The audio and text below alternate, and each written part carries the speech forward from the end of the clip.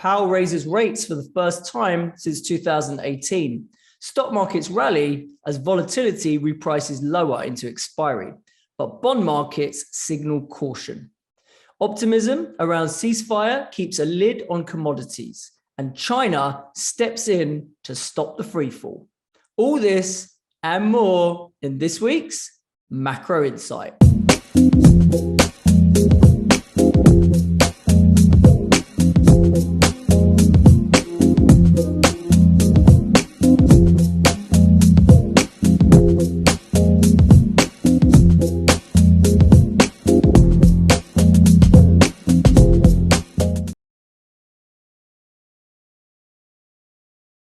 Welcome back to Macro Insight, everyone. Today is the 22nd of March, and let's take a look at these markets. First of all, I just want to say thanks to everyone, all the new subscribers who've come on. Welcome. And it's good to see so many people joining the Discord community. That's really good. Getting some good conversations going in there. But anyway, back to the order of the day. So what's been happening in these markets? Last week, obviously, it was all about FOMC, and post FOMC, we had a big risk-on rally. And I will share the chart that I love to share, which summarizes things so nicely from. So there we go, looking at everything in terms of standard deviation space, and they've even color-coded it now. So you can see we've got equities in the orange, FX in gray, rates in blue, etc. So lots of orange on the positive side of things, right? So seeing equities and credit rallying hard, putting in 2 to 3 sigma moves to the upside post FOMC. Also, Chinese equities particularly strong after the authorities said they would support markets. We had US and Canadian 2-year rates obviously marching higher as well once we got liftoff from the Fed. Confirming that the dots were moved up in line with market pricing. And then the yield curve continues to flatten, right? So really the front end rates are the ones that are pulling rates higher, and people, still, whilst longer end yields are moving up, that flattening of the curve is suggesting that, that there's going to be limited room for those rates to go up in the longer term, and some easing might have to kick back in a couple of years or so, or maybe sooner. Then we've got commodities on the far right side in yellow, continuing their softer tone with markets seeing potential for ceasefire in Ukraine. Obviously, they put out this 15-point plan that they said they need to kind of agree on, but whether they're going to manage to agree on it remains to be seen. Gold and silver were the worst hit if we look at the commodities, with gold down about 2 standard deviations. Oils, metals, ags did find some support after getting hit at those lower prices, and some of those real sort of fundamental drivers like lack of fertilizer and things like that kicking in. Makes sense that those things are kind of going to find a bit of level now, right? And may kind of start another bull leg higher, as we're maybe seeing in oil the last couple of days. The dollar also remained heavy despite dollar yen breaking to the upside. I mean, that's had a violent move, right? That's through 120 now. And then commodity currencies also performing very well against the dollar. So dollar weak against commodity currencies, but strong against the yen. So net DXY kind of not doing a whole lot, maybe pulling back a little bit. And then euro dollar pretty unchanged on the week as well. So that's kind of your summary for what happened last week. Okay, so then we then look at we had flagged about sentiment, right? We said sentiment was very beaten up, and risk of a short squeeze was clearly there in the market, okay? And some more charts to kind of show you, how far things got stretched. We've got the chart on the top right is basically a model by Macro Bond, and they basically kind of look at sentiment and the kind of Z score around this sentiment index. And then they superimpose the VIX reversed on that. So when that sentiment's very low, VIX is typically very high. And then if that sentiment gets sort of below 1.5 to 2 Z score, then that typically leads to an opportunity to fade the VIX spike. And then the VIX goes lower, i.e. higher on this chart, because the VIX scale is inverted, okay? So we obviously saw sentiment beaten up, and we got our sell-off in the VIX, basically. The fund manager survey from Bank of America showed cash levels at April 20 highs.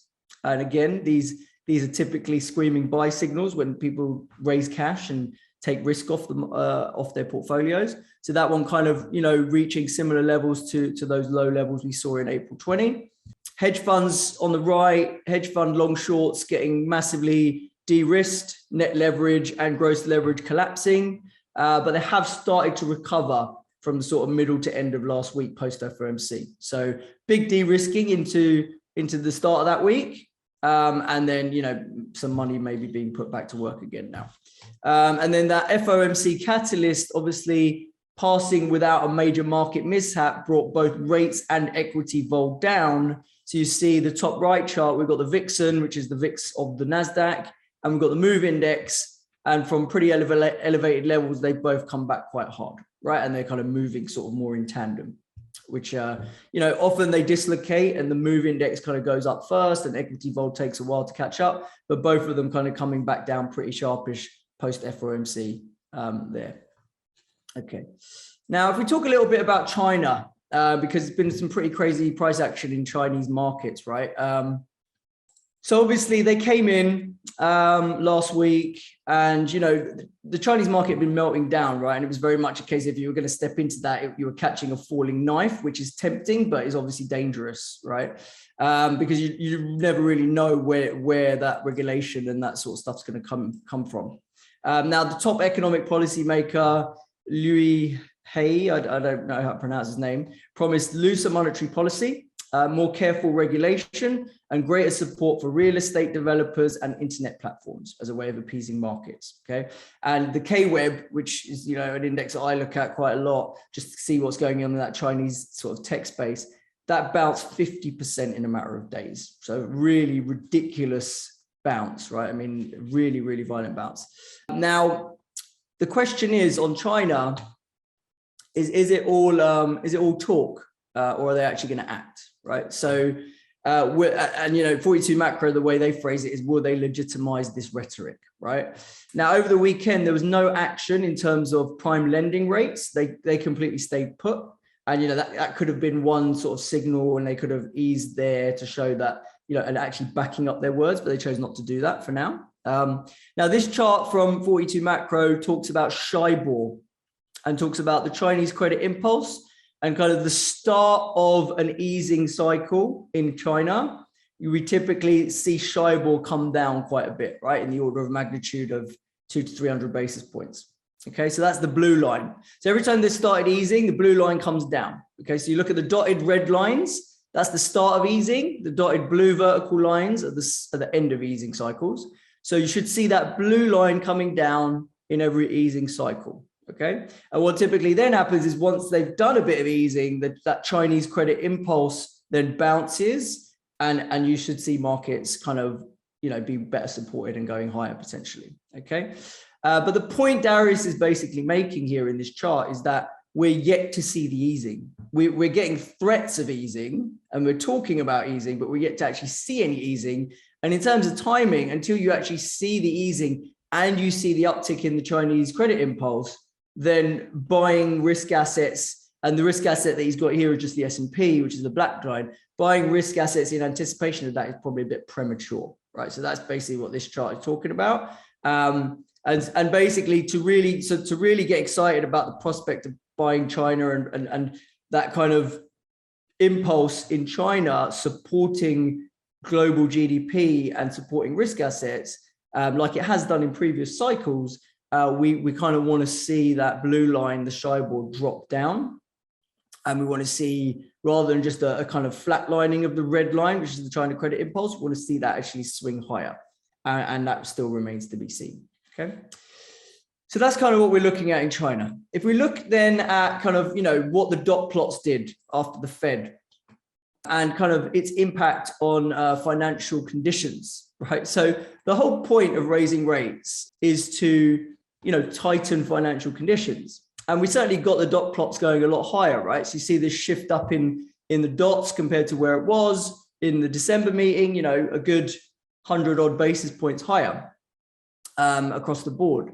Now, the funny thing was that because equities rallied so hard last week, if we look at the financial conditions index, and this is Goldman's version of it, you basically see that if this thing goes up, it means financial conditions are getting tighter, which is apparently what the Fed needs and wants to get in control of inflation.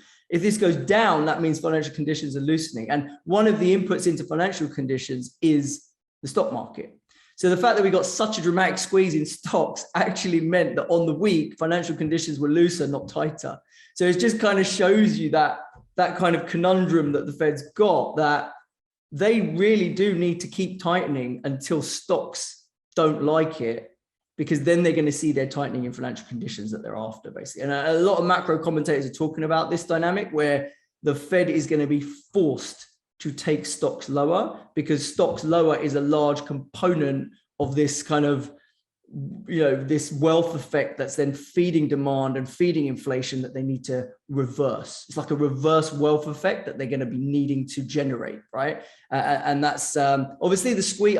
The reason the market squeezed last week was not because the Fed was super hawkish, right? It was because there was the setup in the market for a short squeeze. The event that was the FOMC passed, and we got that short squeeze, basically, right? Where people were like, okay, they didn't hike 50.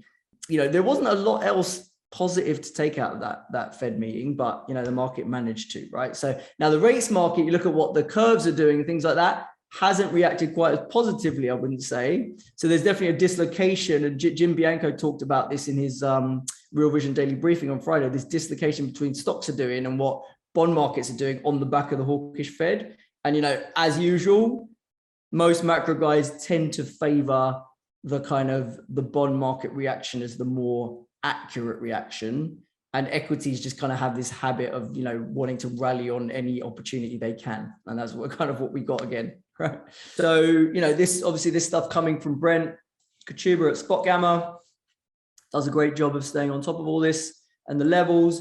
So basically flagging that 30% of the gamma expired on the S&P. Markets rallied into a more neutral gamma territory as we went from sort of 4,200 to 4,450. Now the main core wall area seems to be coming in at around 4,500. That's his main resistance area that he's seeing, where the street will be long gamma up there, and so should provide some resistance. Now less protection. So the argument is that they've got less March. The March puts have all expired. There's less downside protection. So if the market turns south and people have let some of their March puts expire and haven't replaced them or rolled them yet because the volatility was quite expensive and they were maybe waiting to for vol levels to cheapen up, then the idea is that if markets do turn south and, Brent's got a vol trigger at around 4,400 or just under that, then put buying may come back in. And that's going to fuel, more bearishness in the market and could take us back down to, the next big downside support levels, right? Which he's basically calling out as around 4,000. Okay. So given the March downside that's expired, he's saying if we roll over and more put buying comes in, then you don't really see any support levels until 4,000. Okay. On the S&P. Okay. Now I'd say the fact that everyone thinks that this is a bear market rally suggests to me that it's probably going to extend a little bit, right? As opposed to just rolling over directly. Yeah. And if we look at the VIX, I think the VIX, whilst I don't think the VIX is going to really go sub 20, and if it does, it's certainly not going to do it for long, because I think there's a lot of uncertainty that hasn't gone away and isn't going away anytime soon. I think a move towards 20 in the VIX over the next few weeks, as we go through quarter end, as we head into Easter, that is seasonally quite a weak period for vol, typically, right? I remember when I was trading at the banks, right? I would never want to be too long vol going into Easter, right? That was just a cardinal sin, and your books were just going to bleed if you did that, basically, right? So, now clearly we've got a few things going on like geopolitics that could make the market move regardless of the fact that it's Easter. But I'm just saying, in general, a lot of vol traders will be wanting to manage their carry and things like that. And that could lead, if realized vol does come in. And at the moment, I would say, implied vol is kind of leading realized vol, right? And that's often what happens when the market bottoms out. You often get this situation where implied kind of overshoots to the downside, right? And everyone's looking at it going, oh, Implied's trading at a discount now, it's got too cheap, you know, you should buy it and the market's going to roll over again and stuff like that. Well, that's not always the case, right? What often happens is Implied vol collapses, goes back into contango, right? And you can see here the VIX is back in contango and it was inverted. It goes into contango, and then whilst you've got these historic, so you've got the VIX level, the VIX spot at 23 here, right? And you look at these realized vol metrics, they're anywhere between sort of 20, 25 and 24, okay? 10 days down around close to that 23 level, right? But the idea is that the implied is basically leading and saying, okay, the risk in the market is gone. We think we're going to get quieter going forward. The fact that we've gone into an area where street is less short as well will probably help realize to dampen down a bit. But you know, remember that these historic vol numbers are backward looking, right? Whereas implied vol is forward looking. So the implied vol is saying, yeah, we see vol going lower over the next month, and realize is likely to then catch up with that. And you can already see on the 10-day realized that's kind of come in there at below 23.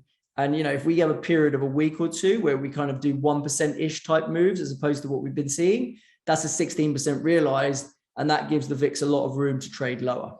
Okay. So don't be surprised to see VIX having a little test of that 20 level over the next couple of weeks, right? That was, I would say, gun to my head, that's probably the base case right now. Yeah. Commodities, as I'd flagged, right? Volatility in commodities was driving this de-risking, right? So speculative. So if you look at the chart on the left, that is energy, metals, and grains, and that is the volatility, is the blended 30-day volatility of those. And you can see just how much higher that is than that is typical, right? So energy vols kind of coming in at like double. Grains were in the kind of high teens or whatever, high to mid teens, and they're like at 40. So yeah, commodity vol has doubled basically, right? This year. And therefore you're seeing like spec positions getting cut. So energy, precious metals, all getting trashed last week. You can see that in this negative change in this column here. A bit more mixed in some of the kind of other agricultural commodities and stuff like that. But in general, overall positioning in spec coming down, right? And that's natural. When volatility explodes, people have to trim their books down, take smaller positions. And in some cases, people are just like, they've made their returns on their spec longs. They've made them pretty quickly and they want to get out of it, basically. Now, lots of weird stuff going on in even LME still having issues. Nickel's trading again, but it was going limit down 5 days in a row as well, because they're trying to set price limits now.